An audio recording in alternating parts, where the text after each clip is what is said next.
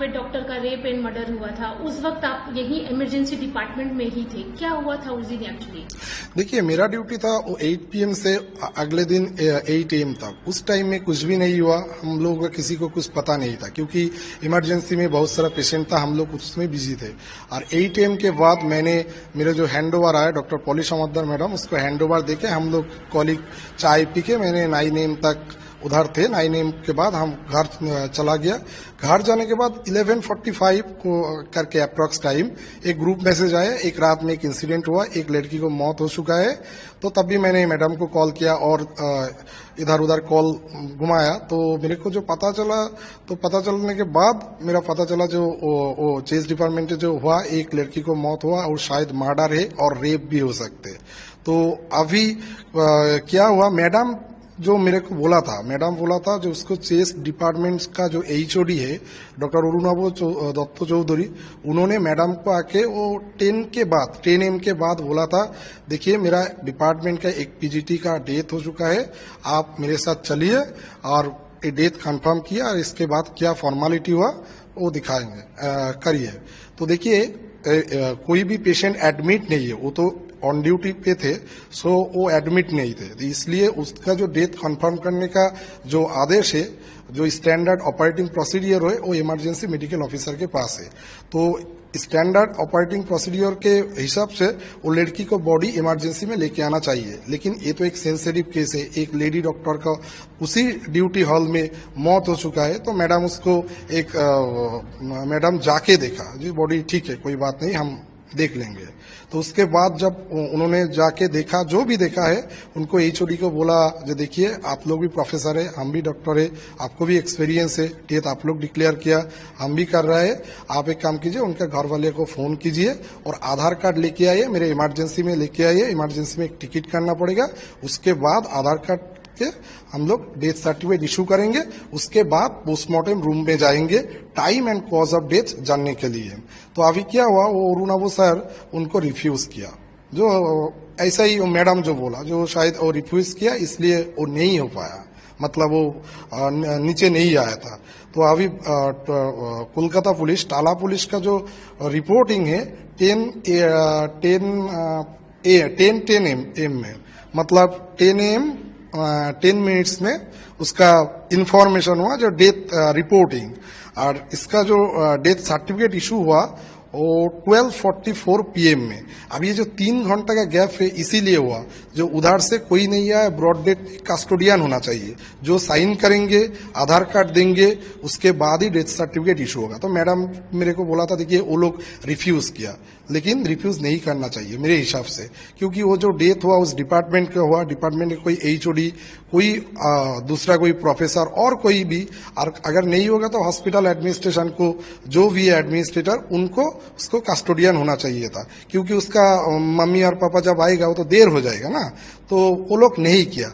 अब ये 3 घंटा का जो गैप है, 2-3 घंटा का जो गैप है, ये तो एक्सप्लेनेशन नहीं है। क्योंकि एक्सप्लेनेशन क्यों नहीं है, देखिए उतना टाइम क्या कर रहा था, जो मेरा जो कंफ्यूजन है, और जो डॉक्टर लोग अभी आंदोलन कर रहा है, जो लाल बाजार के सामने जो धरना दे रहा है, इसीलिए देखिए उस 3 घंटा में वो लोग क्या किया, इसलिए कंफ्यूजन है। उसके बाद कुछ वायरल वीडियो न्यूज में आया था, उस वायरल वीडियो में दिखा रही थे जो सेमिनार रूम में जो बॉडी मिला था, तो उसका वो मैडम DC सेंट्रल मैडम बोल रहा था, जो कॉर्डन ऑफ किया 40 फीट में 51 फीट का लंबाई में।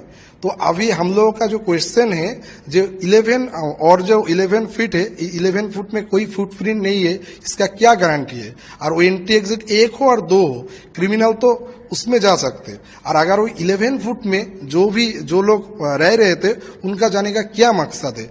उनमें दिखाई दे रहा है बहुत सारा डॉक्टर है, जो भी फॉरेंसिक का है, एक एडवोकेट है, एक data entry operator of national medical college, जो प्रिंसिपल का, एक्स प्रिंसिपल का PA थे। क्यों? उसका क्या काम था? Data entry. वो नेशनल मेडिकल कॉलेज में पोस्टेड, इधर बोल रहा है वो एक प्रिंसिपल का PA, जो भी है PA है, तो क्राइम सीन में किया है। और उधर कोलकाता पुलिस खड़े थे, तो एक क्राइम सीन हुआ। जब क्राइम सीन कॉर्डन ऑफ कर दिए गए, वो तो कोलकाता पुलिस के अंडर है अभी, तो अभी उधर इस लोग कैसे जाएंगे? प्रिंसिपल का एक एडवोकेट है, उसका क्या काम है उधर? कोई काम नहीं है। इनका दूर दूर तक कोई रिलेशन नहीं है। और जो डॉक्टर है, कोई डॉक्टर बर्धमान मेडिकल कॉलेज का, कोई वो मालदा और आदर्श मेडिकल कॉलेज का, उसको कैसे इन्फॉर्मेशन पता चला? देखिए, मैंने ड्यूटी करके इधर गया, मेरे पास कोई इन्फॉर्मेशन नहीं आया, और जो बाहर का डॉक्टर उनको पता चल गया और वो क्राइम सीन पहुंच चुका है।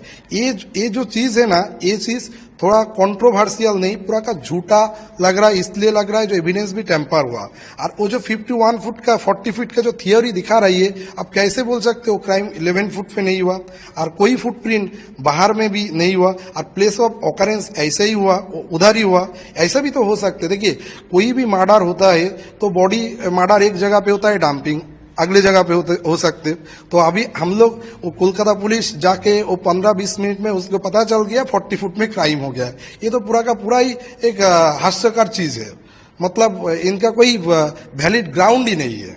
अच्छा, जैसे कि जो डॉक्टर थी वो नाइट ड्यूटी में उस दिन थी, सीनियर वो ही थी।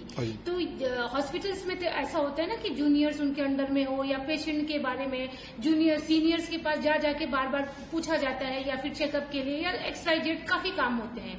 लेकिन 3 बजे से लेकर 9 बजे तक क्या एक बार भी किसी ने डोर नॉक नहीं किया, या फिर ये जानने की कोशिश नहीं की कि ये डॉक्टर मैम है कहाँ इतनी देर? देखिए, ये भी एक कंफ्यूजन का बात है। उसी जो देखिए, एक मेडिकल कॉलेज है, प्राइमरी हेल्थ सेंटर नहीं, एक डायनामिक डिपार्टमेंट है। सभी टाइम पेशेंट का सर्विस चल रहा है। उधर उनके साथ डॉक्टर है, उधर नर्सिंग स्टाफ है, ग्रुप डी स्टाफ है, पेशेंट दोनों डिपार्टमेंट, दोनों वार्ड में पेशेंट है। और पेशेंट का जो घर वाले, कोई पेशेंट के उनके साथ रहते हैं, कुछ डिपार्टमेंट के। अगर नहीं है तो ठीक है, लेकिन इतना बड़ा हेनस क्राइम हुआ, कोई साउंड नहीं हुआ, कोई किसी को पता नहीं चला, ये तो नहीं हो सकते। और एक बात देखिए, अगर 2 PM और 3 PM वो लड़की खाने के बाद सेमिनार रूम में सो गया, ठीक है, कोई बात नहीं। अगर वार्ड में पेशेंट खराब होता है तो क्या करते हैं? नर्सिंग स्टेशन में जाती है। नर्सिंग स्टेशन क्या करती है? वो जो स्टूडेंट है, मतलब वो जूनियर डॉक्टर जो थे, उनके बोलते थे। अगर उनका कोई ओपिनियन लेना चाहिए तो उसके पास ही तो जाना चाहिए। तो उस रात में कोई भी नहीं हुआ, कुछ भी नहीं हुआ। ये जो सस्पिशियस बात है, वो 2 to 3 AM टू 9 AM तक कैसे हो सकते? ये पूरा का पूरा बात ही मेरे को लग रहा है जो इसके कोई कंट्रोवर्सी तो जरूर है। किसी को ना कुछ तो पता होना चाहिए। ऐसे नहीं हो सकते जो किसी को कोई पता ही नहीं है।